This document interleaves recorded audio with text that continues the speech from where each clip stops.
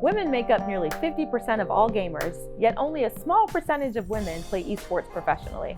It's time to figure out how to change that. The Knights want to empower women to build their esports empire. Along with our partner PNC Bank, we are adamant about creating a more equitable future for gamers. There is no one-size-fits-all solution, so we'll be tackling the issue from all angles, featuring insights from a variety of subject matter experts and professionals. I'm Kat Shields Moon with the Knights. Welcome to the Women in Esports podcast. Hello and Happy New Year. It's been a little bit since I've seen your faces, but I cannot wait to dive into episode 7 of the Women in Esports podcast presented by the Pittsburgh Knights and PNC Bank.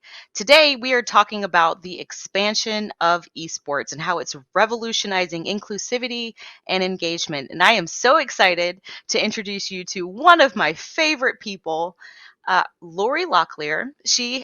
There's so many titles. I love them all. They're all unique. They're all doing some wonderful things. So she is the CEO of Peach Maria Productions, and we'll get into why, she's into productions and her storied history there in just a moment. You don't want to miss this. She's also the executive producer of Gamemaster, which is an exciting show that's coming out soon. And I'm not going to spoil any of the details. You have to hear it from her. And last but certainly not least, she is also the executive producer of the 2022 South by Southwest Game Awards. So when you tune in, now you've met the mastermind behind the show. So Laurie, thank you so much for joining us today. Anything for Kat, anything that you ask me to do. And I've listened to, of course, all your other podcasts. I've been so impressed. So I am flattered to stand in that room. Oh, no. Well, thank you so much for joining. Your words honor me. And let's dive right in because I don't know if an hour is going to be enough to get through everything I want to talk to you about, but we're going to try our best. So first, let's get some background about you. You have a storied history from radio to records to film and TV. Can you walk us through your career path so far? Yeah. And you have a storied history is a really nice way of saying, hey, you're old. No, so I started my career in the music industry in the 90s and was a tour producer for some big tours across the US, and that was a lot of fun, and did a lot in radio and record labels, and then went to work for Radio Disney. And when I left the Disney events and Radio Disney, I was a consultant for years for nonprofits, for building out boards, for audience engagement, because there was a time when Gen X, which is what I am, was a desirable generation for marketing. And then when I got into the entertainment world, I really started focusing on how to talk to and engage millennials and Gen Z, and specifically around the language of gaming. So that's my focus, and that's the focus of our production company. We produce film and television shows that are around the world of gaming for an audience of gamers. And our first show coming out is Gamemaster, hosted by Will Wheaton. And it's going to be a lot of fun. It has been on hold for 2 years because of COVID, and we are finally about to start production, and it's been one hell of a wild ride. Oh, sorry, can I say that? That's fine. But it's finally coming, and we're really excited about it. We've got some amazing gamers, and it's all about inclusivity in gaming as well, and competitive gaming that looks at gamers are gamers, no matter how they identify. Yeah, no, that's fantastic. And I think one of our first conversations, one that instantly endeared you to me, was the fact that you're like, I love gaming. I'm not great at it, but I love it. And I was like, oh, yeah. I'm seen. Finally, somebody understands, because I am terrible, trash. Don't recruit me for anything at games, but I absolutely love it. Yeah. I joke that my character in any game is the one in the corner stabbing the wall. Always. No matter what game I'm playing, I somehow end up in a corner stabbing or punching a wall. always. So and it's embarrassing, but it's true. But yeah, I love all the games. I just suck at them all. But I watch them like movies, and I love the stories and the art and the creative, and I'm stunned and amazed and impressed by people who are good at it. Because I'm not. So, I feel you for real, for real. So, knowing how much you love about gaming, and I love the way that you described looking at games like movies, because I mean, there's a lot of film and TV principles that have been pulled into like actually creating video games, like in terms of angles and stuff like that, right? sure. And I mean, the Yeah. technology. Almost everybody in film and TV is using the Unreal Engine now. And I mean, Unreal was created for gaming, to build out games. But we all use it for our virtual arena for Gamemaster is built with the Unreal Engine and zero density, sort of like the volume that is used for the Mandalorian. We have that, and without Unreal Engine, we wouldn't be able to do that. So we've gamified even how we make a TV show. That's amazing. That's kind of the standard now. Yeah. That's whew, I needed to take a minute to digest that. But that's really, really cool. So, taking your knowledge of how these two big industries are talking to and influencing each other, and then your love of gaming, how did Gamemaster come to be? Like, what was the writing down an idea on a napkin moment that was like, aha, this is what we're going to do? Okay. Because I love you, I'm going to tell you a little secret. John Culp came up with the idea for Gamemaster.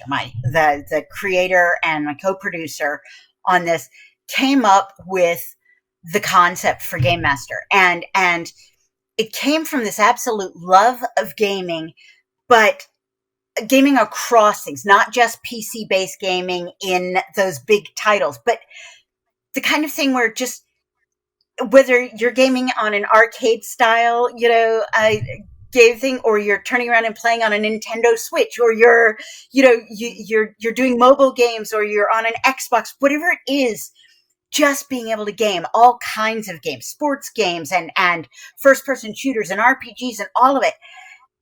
But then the idea of bringing in the fact that gamers are funny and gamers are cool, and movies like Dodgeball and Pitch Perfect and their broadcasters were very much an influence on him.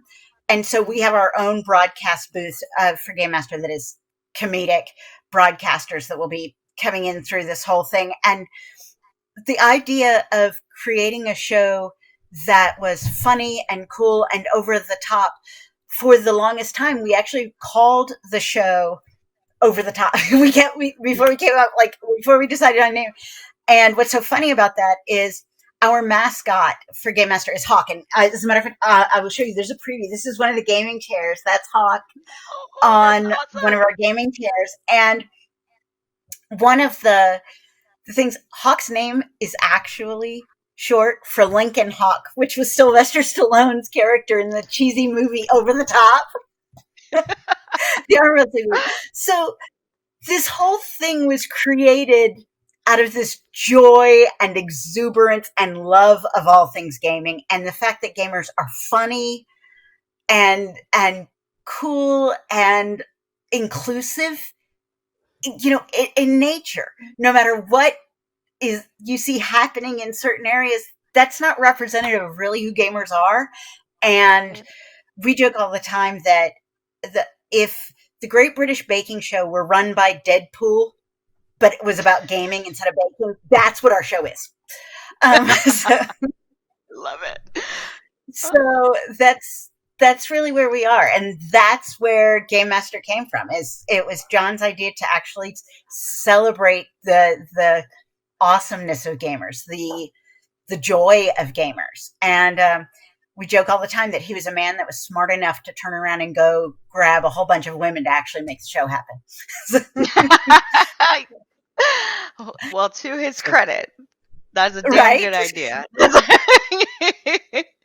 No, that's fantastic.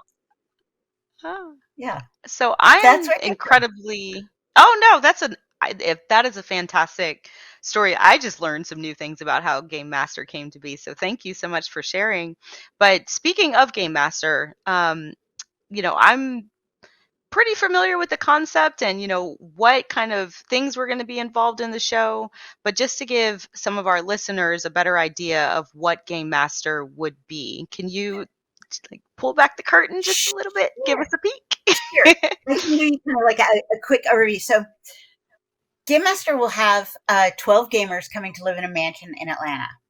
And they live in a mansion, and you do see them behind the scenes. You see them practicing for games. You see them engaging with each other, cooking, life in a mansion during this time. But they compete. Every episode is a theme. So let's say the theme is maybe sports or RPGs or something like that.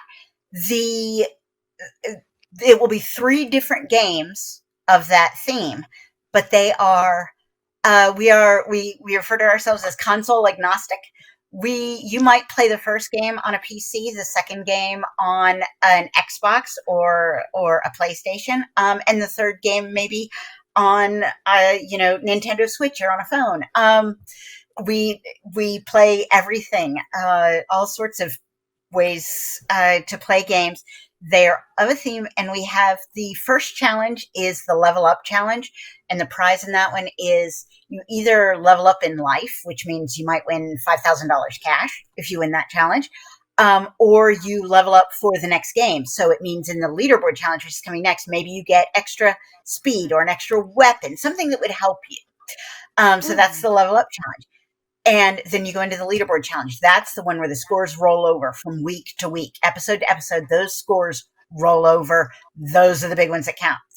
And then after that, Will pulls everybody back together that's in, and it's the boss fight challenge. And the boss fight, the third game of an episode, is the 2 people who are at the bottom of the leaderboard for that week. And it is our version of lip sync for your life. Will has the 2 people at the bottom go head to head in a game, and the one who loses goes home. That's simple. So 3 games per episode, and we are teasing. We will have some new games. We'll be playing some things that aren't out yet.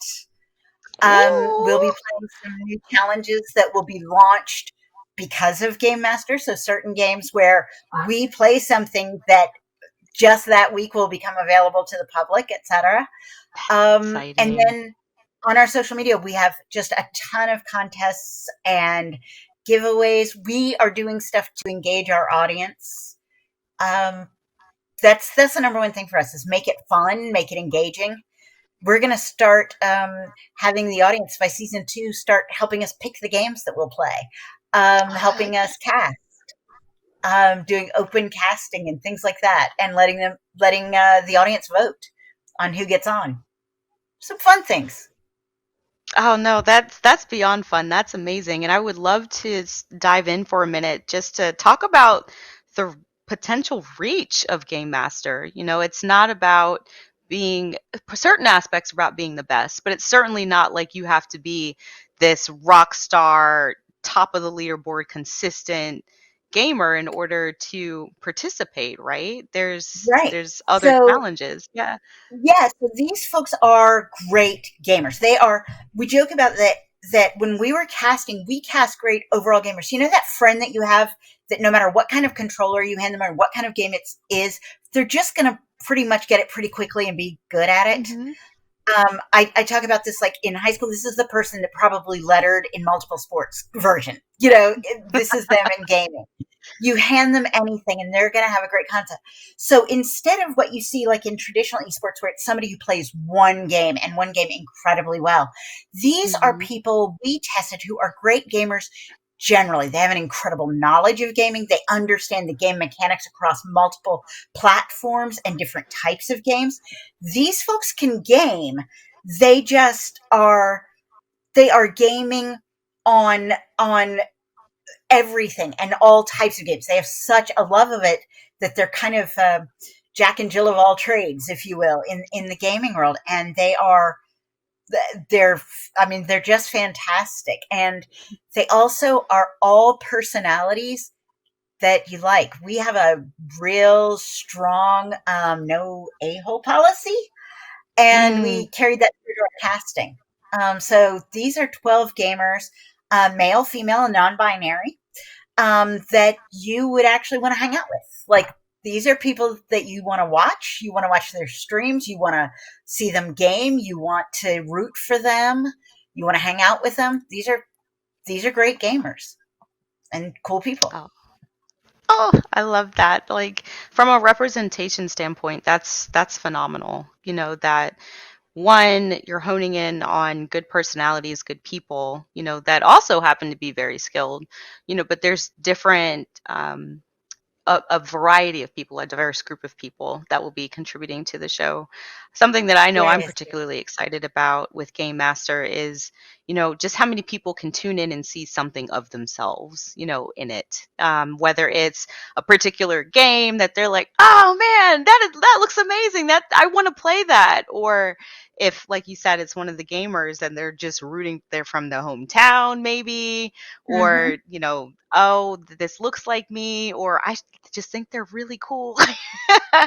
You know, so I really do love that part of Gamemaster. I think that it stands to reference the diverse fabric that gaming really is, that sometimes gets lost when we talk about professional gaming. Right, and that's kind of what we're looking to celebrate. One of the things that we've kind of been trying to explain to more conventional, like Hollywood folks, because this show is going to be on one of the streaming channels, and I'm not allowed to say yet which one. You know which one. It's giant. It's one of the two, we'll say, of the biggest. And it's going to be there, and we have announcements coming out that'll say exactly where it's going to be, but it'll be on in multiple countries. We're actually already talking about launching localized Gamemaster as well in other countries, Latin America, Asia, Europe as well, in the next couple of years. So we think of Gamemaster as being the competition reality show for kind of the next generation of celebrities. These gamers are great streamers. They are great personalities, and they know gaming. And one of the things we're talking about is our winner will not only be streaming and stuff and have that, but they've already been invited to be on the red carpet at a few major things, not just walking the red carpet, but actually as an interviewer. So think about this: when you're at maybe the MTV Music Awards and a celebrity walks out, people always ask them who you're wearing and some of this. Well, actually, what we want to know is, what games are you playing? You know, I saw you get out of the limo with your phone. Were you playing again? What are you playing? And, you know, when you're home, what games are you playing? And so we think that gaming is the conversation. It's where we're finding more and more of our favorite music artists through games. We're finding more and more of our other entertainment, the TV series we like, and the movies we like came from games or shared, you know, gaming IP. And so we talk about how games are in every part of everything we do. And that's what our winner will be doing. No, I love that. It is certainly true. So I want to stick with that for a second, about the sentiment that games are a little bit of everything that we do. And it's everyone knows that, you know, esports wouldn't really exist without gaming. It's just, you know, what would you don't have anything to run the challenges around. But I would like to know your thoughts on how is television and film and TV in particular contributing to the growth of esports? I'm sure there's so much overlap, but I want to lean in on your expertise and what you've seen and how it's evolved over time to get your thoughts on that. Well, it's really funny. I think it kind of started off with Hollywood thinking that looking over at game developers and going, they made how much this year? And and and how do we do that? How do we get some of that audience? I think that was kind of the first thing. So you started seeing movies and things that came from the gaming world, IP, you know, that intellectual property, the stories and stuff that came from the gaming world going over. And let's be honest, it's been hit or miss. Sometimes it's great, sometimes not so great. Like me, I love The Witcher. I watched season 2 of The Witcher like straight. I don't think I moved. And watched it straight and nearly cried at the end, going, I want more. So, and I know I'm not alone, in loving how some of these games and are making this transition into film and television. But the thing that I think is starting to finally connect now is that it's more than taking that IP and turning it into a movie or a series. It actually needs to be more of how games engage an audience. Hollywood and film production and television production is coming to grips with the fact that these younger generations of moviegoers and viewers and audience, they engage with things differently. How they're engaging with TikTok followers that have millions, with TikTok people that have millions and millions of followers, and how they are looking for different types of engagement when it comes to film or television, and how they use gaming to communicate and build friendships around these fandoms and this. I think there's a lot to be learned there, and I think there's an incredible chance, opportunity to make that move. Some will make it and make it well, and some won't. And as in evolution in every form of entertainment, when movies went from silent to talkies, some of the companies made it and some didn't. When the rom-com became a thing, and other types of movies, some stayed and some didn't. And I think we're starting to see that it's going to be the way. This audience engagement, the demand for engagement is different in this younger audience. They engage differently, and a 30-second commercial running on network television is most likely not even going to be known by them. So how do you let them know about your movie? How do you let them know about it? And it's creating an engagement around somewhere they already are. I think that's part of the things that folks like Fortnite and Minecraft have done tremendous things with film and concerts and stuff like this, coming into that world, and TV shows, because they're going to the audience to engage. Yeah. We're going to see more. No. I hope so, because all of that is amazing to me. I'm like, whoa, I never would have anticipated this mashup and for it to be so good.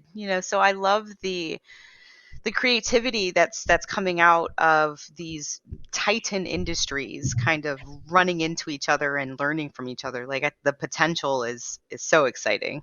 Yeah, it really is. And the metaverse and the way that everything going into the metaverse will have to have some sort of engagement and gaming element to make it engaging, to keep an audience wanting to do it.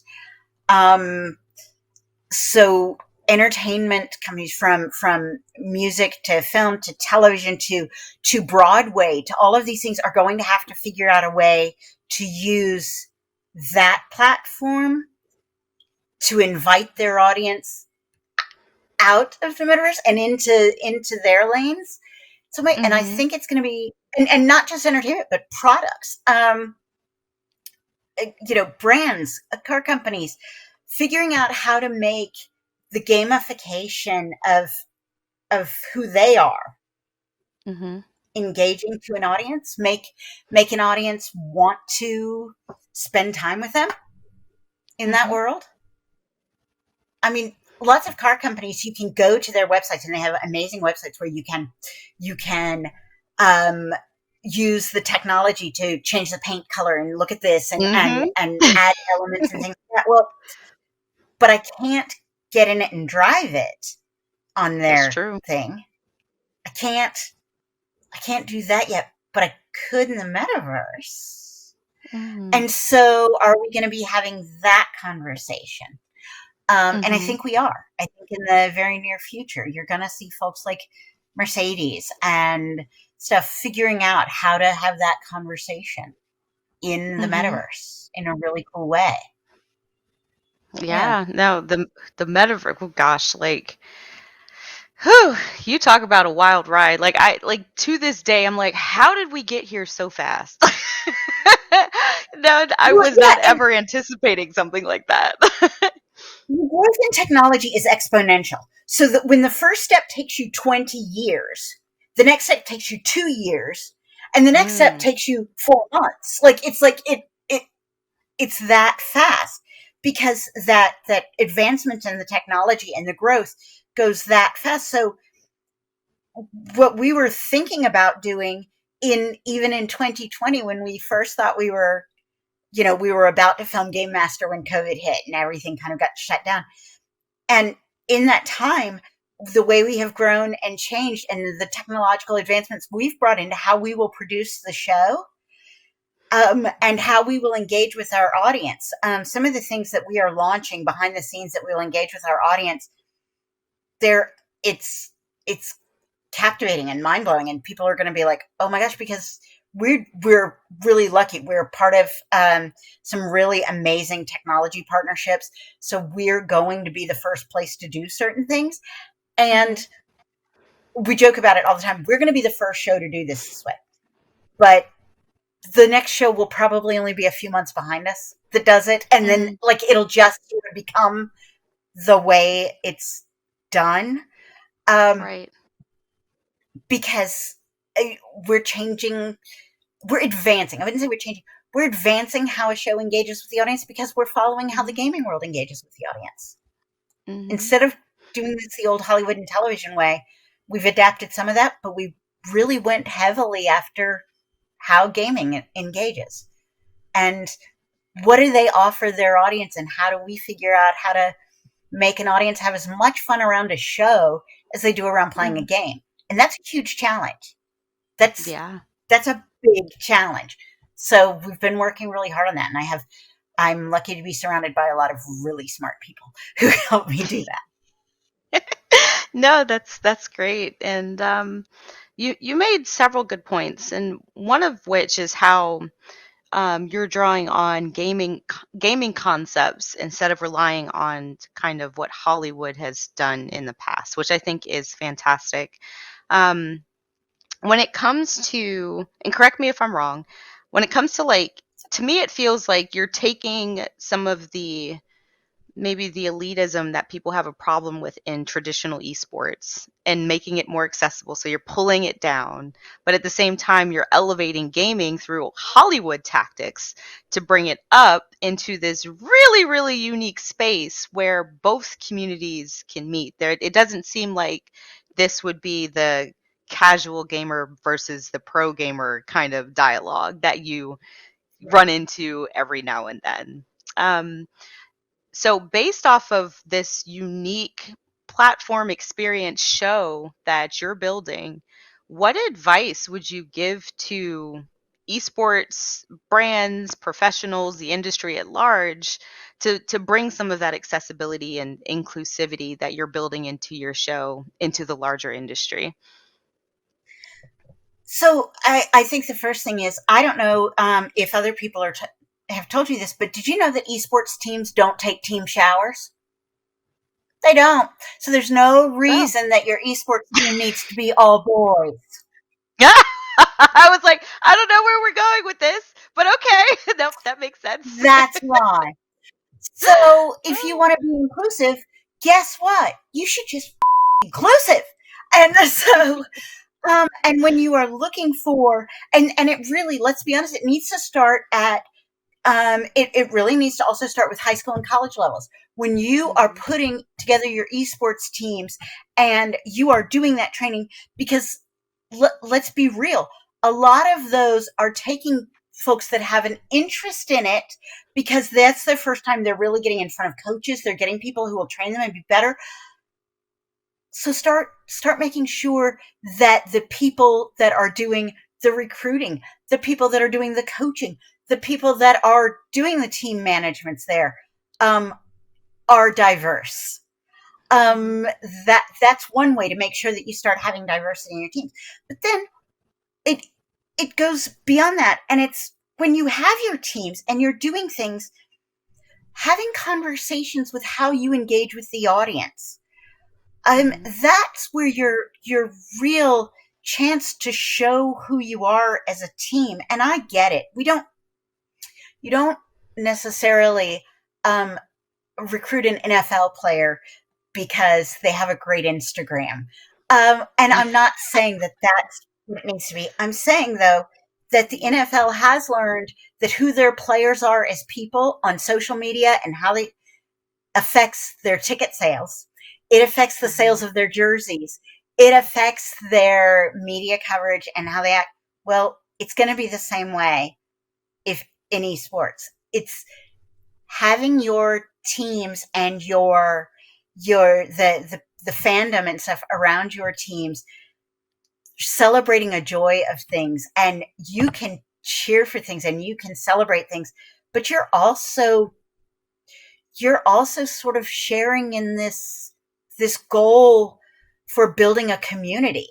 And when the people on your team are either completely silent on social media and engagement, or they are off-putting to certain demographics, that's not real helpful. When you don't create good audience engagement at a team level, I don't know. It's not the audience's job to like you. It's your job to be likable. To be interesting, to be fun to watch, to be, and that's a story that I mean, if they're going to learn something from the other side, if they're going to learn from Hollywood and from the entertainment world, that's something to learn. The greatest musicians in the world are not always the ones that have the biggest selling concerts and stuff. It's the musicians that have the best audience engagement, that build up the best fandoms, and that create something that feels connected to. That's what esports and gaming has to do, is do something that makes an audience feel connected to them. And being elitist and stuff, I'm sorry, but I'll tell you, we joke in our world, in the world of entertainment, we have something called the grocery store test. And it seems kind of silly, but here's what I'll tell you. If I could take you to the grocery store, if I could just drop in almost any town in America, or anywhere, and go into the grocery store with you, and you don't get mobbed by fans, you're not freaking famous. So calm yourself down. And that's true. So I don't mean to be a jerk, but as somebody who has met with and talked to some of these, professional esports players, there needs to be a little check there that says, yeah, you are building something around this skill, but if you truly want to engage and build fandom, that's on you. And it's on the team, and it's on this to be inviting, to be engaging, to have something to say.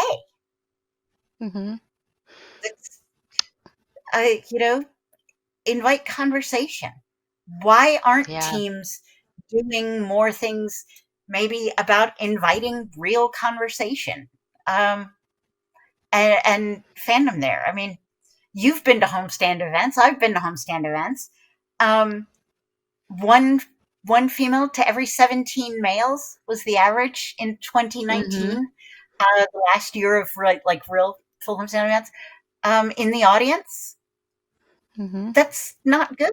We need to work on that, because when we did gaming focus groups and we walked into the room and we said, in front of 100 people, we said, how many of you are gamers?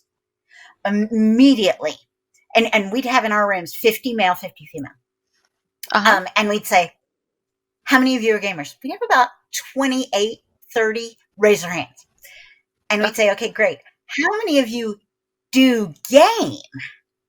How many of you do, not just but actually game. Well, now we're at 70 something. And then I'd say, okay, what if we include your phone? And now every hand in the room is up. Right. And what I realized that esports is only talking to that first group. Mm-hmm. And until they start saying, all of you are gamers, then that's when they have that engagement. Until they start making it okay for everybody to identify, it will get better as we see gaming more and more in schools and gaming younger. And there's a better understanding of competitive gaming. Among younger people, we'll see that. We'll see it doing better. I think that, like, I can watch a basketball game because I had to play basketball in PE at school. Okay, I'm all of 5'3", so I was never on a team, but we had to do it in PE, so I can watch basketball and know what's happening, right? Well, now that more and more people will see competitive gaming and gaming, they will have grown up with it, then you're going to start seeing more of a fandom that's comfortable watching certain things. But the games themselves, I mean, the NFL learned to bring women into the way that they promote, the way that they market, how they market jerseys, where they bring in their events. They do a lot of events around women. They do a lot of their social media is very inclusive. Yeah, esports could learn a lot from paying attention to engaging inclusively.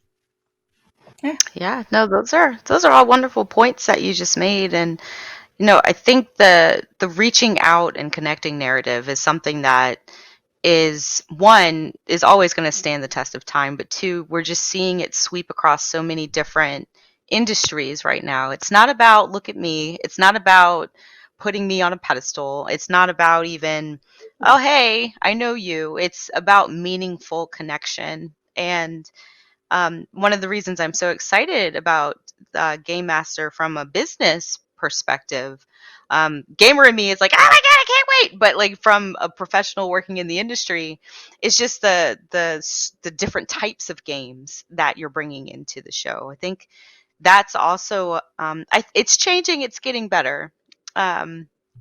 But esports, you have your big titans in the industry that are known as esports titles. And as much as it's fun to watch League of Legends, I could never play it worth anything, to really feel connected to it.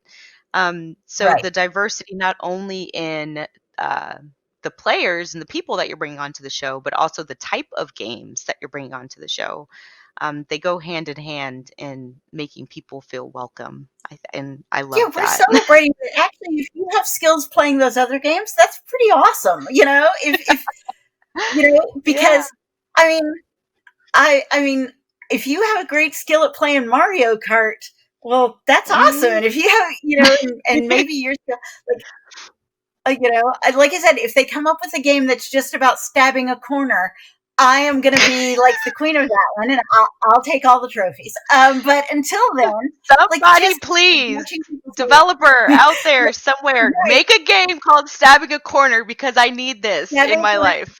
I finally I get a trophy. But celebrating the fact that people have created these amazing skills in games that aren't necessarily just the games that, like you said, that you see on esports. And I mean, we joke, it's like part of the reason the movie Dodgeball was so brilliant and so funny was because we could all relate to playing dodgeball as kids. We all knew dodgeball and stuff, but the kind of that absurdity and joy of dodgeball becoming this televised major sport was kind of funny and cool. Well, that's sort of what we said. This is wonderful, and it's absurd, and it's cool, and it's still a skill if you can do it. I mean, heck, they let curling be something in the Olympics. Why can't all of these gaming things be something we celebrate? So this joy of having a skill at any of these games and all of these games and stuff, that's where we're going. And it's about building a community that goes, oh my God, I suck at that game too, but I'm really good at this, because we're going to have those days on the show where the person who was the top of the leaderboard today just blows it the next day because they suck at this one area of games. And they go, I can't do anything in these and that's what's going to kind of make it amazing, because you're like, oh my gosh, I can't believe he's so great at this, but totally is terrible at that, It's such or oh, I was worried she was going to go home, but now she's safe, and because she came in and killed it on this, and that is this joy of gaming and celebrating the community around there that can look at each other and all go, I want to win. They each want to win, but they can also look across at their competitors and go, but man, you're pretty awesome, and that's what we want. And we think that's who gamers are.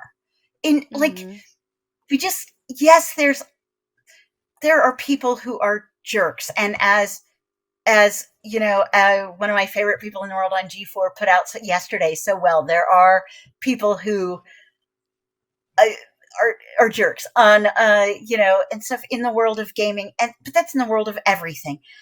And the best way to get rid of that is to just keep building more rooms where that's not allowed and where that just doesn't fit. And so Gamemaster is about building spaces where we just don't have time for that. We're too busy having awesome time. We're too busy having fun. We're too busy laughing and sharing cool stuff. And every blooper, by the way, we are going to we're going to share every blooper on social media. Yes, and please do. Too many things happen in our world and they don't share the bloopers. We're sharing all of them because they're hysterical and they're going to be great. And honestly, people are going to be like, for season 2, just run the bloopers. No, because it's fun. I love it. We think gamers are cooler than they're given credit for a lot of times by the mainstream and by stuff, and they're not. This isn't Real Housewives drama. This isn't the need to be mean or to insult or to create a hype house, if you will. This is about people who are actually there for a reason to do something cool and compete and play games because they have something to offer. And we're excited about that. Heck, I'm excited about it. And I'm sure everybody who's listening to it is excited about it too. So I cannot wait to see Gamemaster. I know COVID has been a nightmare in terms of production, but so much kudos to you and the team for being like, you know what, we're not going to be put off by this. We're going to push through it and persevere. So thank you for your dedication, because I think it is important. And that's a question that I do want to ask. It's one of my favorite questions. What is your greatest hope for Gamemaster and the impact it will have on the esports and gaming community? Is world domination too much to ask for? That's why I love you. You're awesome. Nope, I think that's perfectly reasonable. And with that, that's our show, ladies and gentlemen. Just kidding. Thank you for doing it. No. Like I said, we want to build joy and conversation around all games. I mean, by our finale, we will have played 25 games. Wow, 25? 25 games. Goodness, that's awesome. 25 games. And we are, like I said, we're console agnostic, we are type agnostic. Every episode has a theme, and the themes will be shaken up and changed for season 2, and so it'll be 25 totally different games. And then as we launch in other countries and as we build things around the world and more things, we're playing more and more games. We're engaging the audience in more and more ways and getting them involved and having them nominate people and stuff for season 2. That's going to be a lot of fun. Yeah, that's what we want. We want engagement. We want people to go, all right, this is my show. This is funny. I will follow them because, they're dorky like me and my friends, and they're having fun with games. And also, now that I've seen that game played, I got to get it. You know, that one's coming out. I got to get that game. And I want to play that too. That's what we want. Maybe you'll see a game that, you know, you've not seen yet, or a type of controller, or a simulator, or something cool that we're doing that you've never tried, and you'll go, oh, now that I've seen that, I kind of want to try it. Or, you know, it'll make you go, I didn't think I would like that kind of game, but that one looks like fun. I want to play that one. So that's what we're hoping. Oh, that's awesome. And I mean, exposure is half the battle, right? It's like you never know what you will or won't like until you see the thing, experience the thing, whatever. But as long as it's out there in the wild, like you just have no idea. So the visibility that you're going to be bringing on so many different fronts is just phenomenal. And I cannot wait. I know I keep saying that, beating a dead horse. No, we're Really really cannot wait. excited, and I appreciate you, man. You know, in 2020, of the slate of shows in the US that were supposed to film in 2020 from independent production companies like ours, that's, you know, we're not a giant, we're not Warner Brothers, we're not one of the majors. We are an independent production company. Of all of the productions that were slated to film, but then were shut down from COVID, only 24% of them have survived. Oh my gosh. And yeah, and so we are of that, and we've actually grown in this time. So we're really excited. That's all our team, our production team, and our partnerships with folks like AMD. I mean, and the Unreal Engine coming in, and Zero Density helping us create something that is going to be wild and amazing. I mean, our gaming arena, the gamers will go into spaces to film, is like the volume that they film The Mandalorian in. Except it's a virtual gaming arena, and they will go in there, and we can make it change for every game that they compete on, and everything they do. The look could be totally different, and it will give them this immersive experience. And we're coming up with some really cool things. We have amazing teams that are getting really creative. The gamers that we cast are funny and cool, and we're about to launch. We have one slot left, actually, and we're going to do a teaser. I'll let you know so that you can tell your folks when we're doing that, and we're going to open it up and do a last minute, right before they all come to the house, casting for that one last slot. That's exciting. Yeah, so we have a lot of cool stuff going on, and it's going to be fun. And our prize, the prize for the Gamemaster winner, by the way, is worth about $250,000. It's a $100,000 cash contract, and then there's trips. They're going to the UK. They're doing a whole bunch of other stuff, and being a guest at a whole bunch of things over the next couple of years, especially as all of the gaming events come back. They'll be doing that, and they're going to travel and launch Gamemaster in other countries, be a part of that. And so cool. It's really, when you think of it like a show like Idol or something, this is about becoming a celebrity in the world of gaming and stuff. And I think it's going to be fun. I think we're going to find that, I hope the audience has a hard time picking who their favorite is, because I know that my team, we pick some really great personalities, great gamers, real skill. So, that's exciting. A lot of fun. I mean, just talking with you this evening has been fun, and catching up in like just your take on the conversions of Hollywood and gaming, and how you're carving out a unique space, and one that I think is desperately needed. So for all of our viewers, how the heck can people keep in touch or see what you're up to, keep tabs on Gamemaster? Sure. Like, where should they go? So we're about to launch. So our website is gamemaster.tv, but we really haven't updated it in a while, but we have some new stuff. We will be updating and launching a bunch of stuff. And when I say, I'm hoping that you will, when we're ready to announce, that you will share some stuff too with your audience. But also we have a pretty giant and pretty intense campaign coming up. And we're very lucky. We already have about 13,000 influencers in our network in the gaming world that will be talking about the show as it goes. and then just a giant campaign to launch. So we're really excited. So we'll kind of be everywhere, and we'll be letting people know how they can apply for that last spot too. So if any of your listeners want to be that last person to get to come into the house for season 1, I hope that they will pay attention, and we'll tell you when it's time to drop a video for us and see if you can come into the house.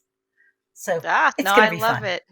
Oh, heck yeah. I'm excited. And we'll definitely drop some links for y'all to follow so that when that golden ticket comes through, that possibility for it, Exactly. you have a fighting chance to get into not even Willy Wonka's chocolate factory. I don't think I'd want to go there. Some of that is very scary, actually. But to be a part Right. of Gamemaster. And I was going to say, we just send ours home if they don't win. That's all that happens to them. That's We just great. send our players home. Well, Laurie, This this isn't has Squid been Game. We thought about that, but we're not allowed. So, Oh my goodness, that's a headline and a half. Oh man. right. But Lori, that's whew. Laurie, thank you so much for lending your time and your expertise and your passion and what you're bringing to the gaming industry. We're super excited to get a behind the curtains peek on the convergence of Hollywood and how it's influencing two industries that we hold near and dear, gaming and esports, and what it is that will be accomplished through your show. So thank you so much for joining us this evening. Well, thank you. Have a wonderful evening. I love what you are doing. I think it's great, and I look forward to seeing more and more engagement with all of the women you're talking to. Oh, thank you. Thank you so much. And speaking of engagement, if you haven't already, we have 6 episodes that have come out before this one. So definitely roll back and take a peek. And we will be planning episode 8. So stay tuned. Make sure you subscribe if you haven't already. Definitely want to keep the great content coming. And the guests that are amazing that we have lined up for the rest of this season. So you absolutely don't want to miss it. So be safe, be kind, be nice. I just said be kind. Be kinder, be extra kind, be extra nice, because we need more of it right now. And take care. We'll see you on the next episode of the Women in Esports podcast, presented by the Pittsburgh Knights and PNC Bank.